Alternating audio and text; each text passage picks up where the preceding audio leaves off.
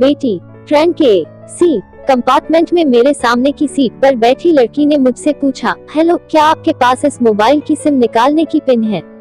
उसने अपने बैग से एक फोन निकाला था और नया सिम कार्ड उसमें डालना चाहती थी, लेकिन सिम स्लॉट खोलने के लिए पिन की जरूरत पड़ती है जो उसके पास नहीं थी। मैंने हाँ में गर्दन हिलाई और अपने क्रॉस बैग से पिन निकाल कर लड़की को दे दी।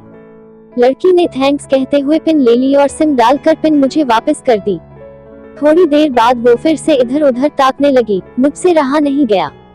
मैंने पूछ लिया, कोई परेशानी? वो बोली, सिम स्टार्ट नहीं हो रही है। मैंने मोबाइल मांगा, उसने दिया। मैंने उसे कहा कि सिम अभी एक्टिवेट नहीं हुई है, थोड़ी देर में हो जाएगी और एक्टिव होने के बाद आईडी वेरिफिकेशन होगा, उसके बाद आप इसे इस्तेमाल कर सकेंगी। लड़की ने पूछा, आईडी वेरिफिकेशन क्यों? मैंने कहा, आजकल सिम वेरिफिकेशन के बाद एक्टिव होती है। जिस नाम से ये सिम उठाई गई है उसका ब्यौरा पूछा जाएगा, बता देना। लड़की बुदबुदाई। ओह, मैंने दिलासा देते हुए कहा, इसमें कोई परेशानी की कोई बात नहीं। वो अपने एक हाथ से दूसरा हाथ दबाती रही, मानो किसी परेशानी में हो। मैंने फिर विनम्रता से कहा, आपको कहीं कॉल करना हो तो मेरा मोबाइल इस्तेमाल कर लीजिए। लड़की ने कहा, जी फिलहाल नहीं, थैंक्स, लेकिन ये सिम किस नाम से खरीदी गई है मुझे नहीं पता। मैंने कहा, एक बार एक्टिव होने दीजिए, जिसने आपको सिम दी है उसी के नाम की होगी। उसने कहा, ओके, कोशिश करते हैं। मैंने पूछा, आपका स्टेशन कहाँ है? लड़की ने कहा, दिल्ली। और आप? लड़की ने मुझसे पूछा। मैंने कहा, दिल्ली ही जा रहा हूँ, एक दिन का काम है। आप दिल्ली में रहती हैं या? लड़की बोली, नहीं नहीं, दिल्ली में कोई काम नहीं, ना ही मेरा घर है वहाँ। तो मैंने उत्सुकता वश पूछा। वो बोली, दरअसल ये दूसरी ट्रेन है जिसमें आज मैं हूँ और दिल्ली से तीसरी गाड़ी पकड़नी है, फिर हमेशा के लिए आजाद। आजाद? लेकिन किस तरह की कैद से? मुझे फिर जिज्ञासा हुई, किस कैद में थी ये कमसिन अलहर सी लड़की?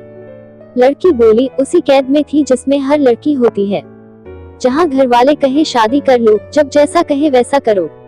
मैं घर से भाग चुकी हूँ। मुझे ताज्जुब हुआ, मगर अपने ताज्जुब को छुपाते हुए मैंने हंसते हुए पूछा, अकेली भाग रही हैं आप? आपके साथ कोई नजर नहीं आ रहा? वो बोली, अकेली नहीं, साथ में है कोई। कौन? मेरे प्रश्न खत्म नहीं हो रहे थे। दिल्ली से एक और ट्रेन पकड़ूंगी, फिर अगले स्टेशन पर वो जनाब मिलेंगे और उसके बाद हम किसी को नहीं मिलेंगे। ओह, तो ये प्यार का मामला है? उसने कहा, जी। मैंने उसे बताया कि मैंने भी लव मैरिज की है। ये बात सुनकर वो खुश हुई, बोली, वाह, कैसे, कब? लव मैरिज की बात सुनकर वो मुझसे बात करने में रुचि लेने लगी। मैंने कहा, कब, कैसे, कहाँ? वो मैं बाद में बताऊंगा, पहले आप बताओ आपके घर में कौन कौन है? उसने होशियारी बरतते हुए कहा, वो मैं आपको क्यों बताऊं? मेरे घर में कोई भी हो सकता है, मेरे पापा, माँ, भाई, बहन, या हो सकता है भाई ना हो, सिर्फ बहनें हो, या ये भी हो सकता है कि बहनें ना हो और 2-4 गुस्सा करने वाले बड़े भाई हो। मतलब मैं आपका नाम भी नहीं पूछ सकता? मैंने काउंटर मारा। वो बोली, कुछ भी नाम हो सकता है मेरा, टीना, मीना, रीना, कुछ भी। बहुत बातूनी लड़की थी वो। थोड़ी इधर उधर की बातें करने के बाद उसने मुझे टॉफी दी, जैसे छोटे बच्चे देते हैं क्लास में। बोली, आज मेरा बर्थडे है। मैंने उसकी हथेली से टॉफी उठाते बधाई दी और पूछा, कितने साल की हुई हो? वो बोली, 18। मतलब भागकर शादी करने की कानूनी उम्र हो गई आपकी? वो हंसी। कुछ ही देर में काफी फ्रैंक हो चुके थे हम दोनों, जैसे बहुत पहले से जानते हो एक दूसरे को। मैंने उसे बताया कि मेरी उम्र 35 साल है, यानी 17 साल बड़ा हूँ। उसने चुटकी लेते हुए कहा, लग तो नहीं रहे हो। मैं मुस्कुरा दिया। मैंने उसे पूछा, तुम घर से भाग कर आए हो, तुम्हारे चेहरे पर चिंता के निशान जरा भी नहीं है। इतनी बेफिक्री मैंने पहली बार देखी। खुद की तारीफ सुनकर वो खुश हुई, बोली, मुझे उन जनाब ने, मेरे लवर ने पहले से ही समझा दिया था कि जब घर से निकलो तो बिल्कुल बिंदास रहना, घर वालों के बारे में बिल्कुल मत सोचना, बिल्कुल अपना मूड खराब मत करना, सिर्फ मेरे और हम दोनों के बारे में सोचना, और मैं वही कर रही हूँ। मैंने फिर चुपकी ली, कहा, उसने तुम्हें मुझ जैसे अनजान मुसाफिरों से दूर रहने की सलाह नहीं दी? उसने हंसकर जवाब दिया, नहीं, शायद वो भूल गया होगा ये बताना। मैंने उसके प्रेमी की तारीफ करते हुए कहा, वैसे तुम्हारा बॉयफ्रेंड काफी टैलेंटेड है। उसने किस तरह से तुम्हें अकेले घर से रवाना किया, नई सिम और मोबाइल दिया, 3 ट्रेन बदलवाई ताकि कोई ट्रैक ना कर सके। Very talented person. लड़की ने हामी भरी, बोली, बहुत टैलेंटेड है वो, उसके जैसा कोई नहीं। मैंने उसे बताया कि मेरी शादी को 10 साल हुए हैं, एक बेटी है 8 साल की और एक बेटा 1 साल का, ये देखो उनकी तस्वीर। मेरे फोन पर बच्चों की तस्वीर देखकर उसके मुंह से निकल गया, सो क्यूट। मैंने उसे बताया कि ये जब पैदा हुई तब मैं कुवैत में था, एक पेट्रो कंपनी में बहुत अच्छी जॉब थी मेरी, बहुत अच्छी सैलरी थी। फिर कुछ महीनों बाद मैंने वो जॉब छोड़ दी और अपने ही कस्बे में काम करने लगा। लड़की ने पूछा, जॉब क्यों छोड़ी? मैंने कहा, बच्ची को पहली बार गोद में उठाया तो ऐसा लगा जैसे मेरी दुनिया मेरे हाथों में है। 30 दिन की छुट्टी पर घर आया था, वापस जाना था लेकिन जा ना सका। इधर बच्ची का बचपन खर्च होता रहे, उधर मैं पूरी दुनिया कमा लूं तब भी घाटे का सौदा है। मेरी 2 टके की नौकरी, बचपन उसका लाखों का। उसने पूछा, क्या बीवी बच्चों को साथ नहीं ले जा सकते थे वहाँ? मैंने कहा, काफी टेक्निकल मामलों से गुजरकर एक लंबे समय के बाद रख सकते हैं, उस वक्त ये मुमकिन नहीं था।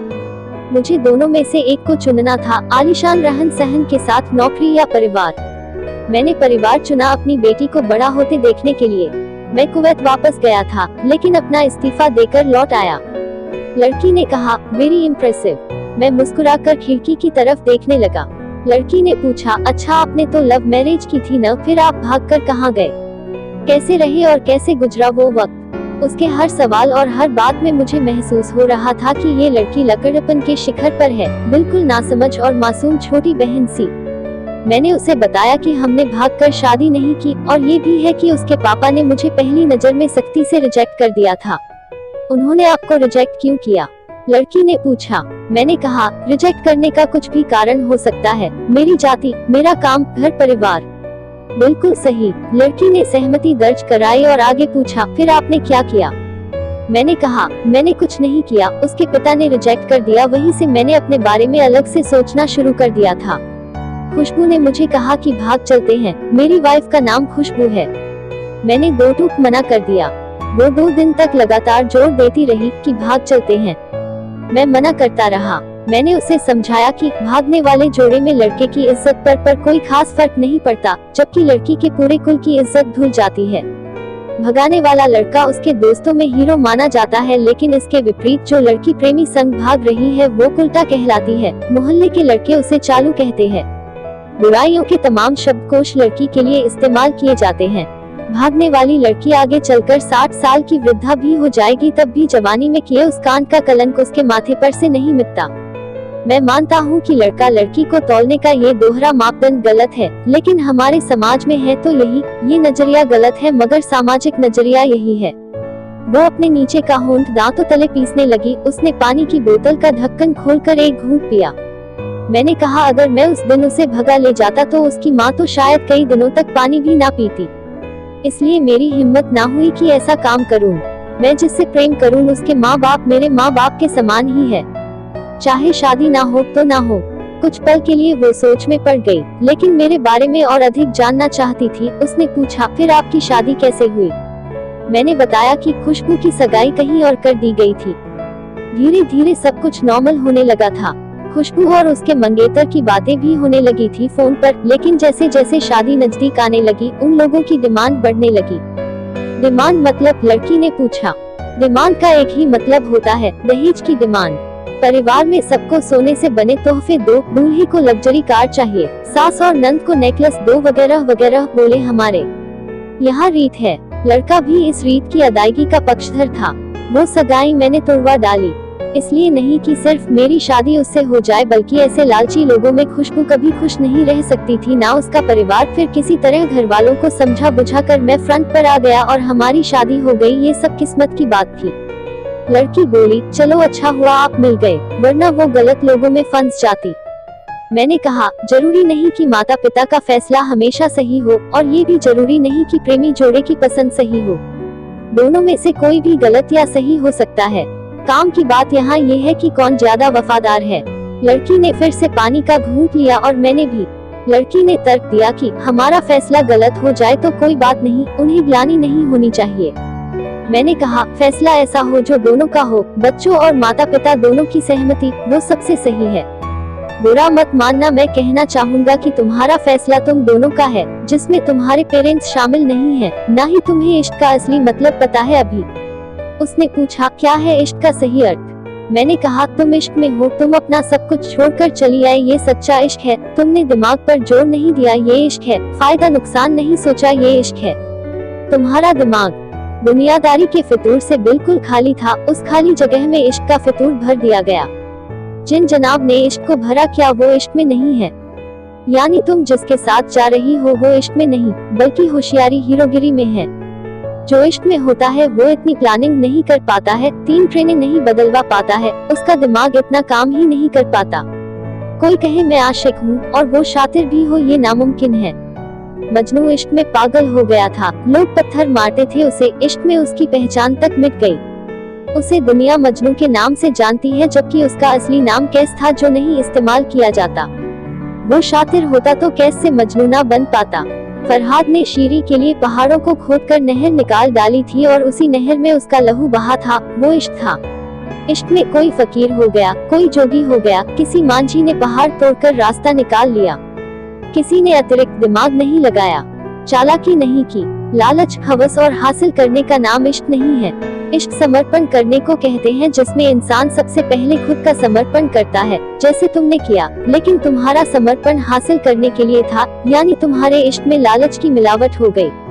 लकड़ी अचानक से खुसी गई, उसकी खिलखिलाहट और लपड़ापन एकदम से खामोशी में बदल गया। मुझे लगा मैं कुछ ज्यादा बोल गया, फिर भी मैंने जारी रखा। मैंने कहा, प्यार तुम्हारे पापा तुमसे करते हैं, कुछ दिनों बाद उनका वजन आधा हो जाएगा। तुम्हारी माँ कई दिनों तक खाना नहीं खाएगी, ना पानी पिएगी। जबकि आपको अपने आशिक को आजमा कर देख लेना था, ना तो उसकी सेहत पर फर्क पड़ता, ना दिमाग पर। वो अक्लमंद है, अपने लिए अच्छा सोच लेता। आजकल गली मोहल्ले के हर तीसरे लौंडे लपाटे को जो इश्क हो जाता है, वो इश्क नहीं है, वो सिनेमा जैसा कुछ है। एक तरह की स्टंटबाजी, डेयरिंग, अलग कुछ करने का फितूर, और कुछ नहीं। लड़की का चेहरे का रंग बदल गया, ऐसा लग रहा था वो अब यहाँ नहीं है, उसका दिमाग किसी अतीत में टहलने निकल गया है।